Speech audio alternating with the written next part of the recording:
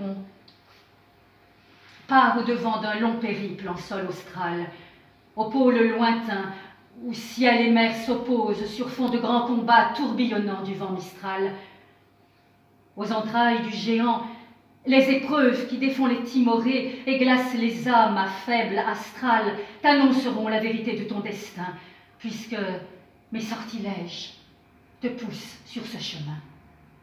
Maintenant va, tant que tient ma résolution, tant que l'amour contient mon désir égoïste. Délivre-toi de ma présence, d'une ablution qui trempera tes forces dans le corps à corps triste. Un dernier doute étreint Diogo. Vaine illusion que mon dessein. L'unique source, la seule piste, d'une vraie science est née dans la fusion ardente, dans le cri de nos corps que le désir arpente. L'univers en partage, en toi m'est devenu, aussi vital que le vent et le ciel et l'orgueil. Sappho, touché aux larmes, garde sa retenue. Mon bien-aimé, je t'en conjure, enfin recueille l'élan qui te soulève, ta fougue sous-tendue par la conquête. Surprends tes gens. Couchés au seuil des femmes de mon royaume, ils deviennent leurs serfs, attachés au désir, prisonniers de leurs serfs. Vois, au chant des sirènes, tes hommes ont succombé. On encourage leurs bas instincts et leurs faiblesses. On les convainc qu'avec raison ils sont tombés, qu'il n'est plus nécessaire de combattre sans cesse, et ce misérable troupeau, le front courbé, dans l'avilissement se complète et s'abaisse.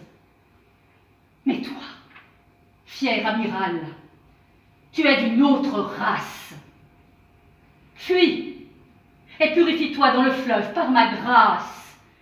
Mon amour t'est fidèle, mais crains mon désespoir pour t'asservir au même joug des maléfices.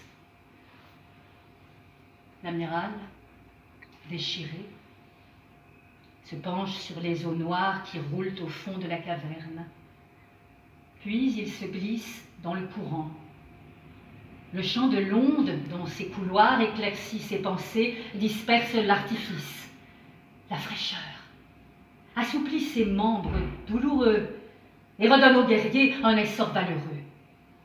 Jusqu'au Val, où s'élancent les naïades dans les champs, le courant le transporte au-delà des montagnes. Les fidèles Amazones entonnent de mornes chants en écho des pleurs de leurs maîtresses et compagnes, leurs longs cheveux épars dorés par le couchant. Les oiseaux font silence. Les fauves, battant en campagne, interdits de douleur, s'arrêtent dans leur élan. Les arbres se dépouillent, des feuillages à leurs flancs. Les mers lointaines, méritent-elles d'être défiées? Méritent-elles d'être défiées? Pourquoi faut-il briser le joug du plaisir lâche? Pourquoi faut-il briser le joug du plaisir lâche? Sur des fonds enlisés, l'œuvre doit s'édifier. Sur des fonds enlisés, l'œuvre doit s'édifier. Derrière cet horizon, quelle vérité se cache? Derrière cet horizon, Se cache. quelle vérité se cache?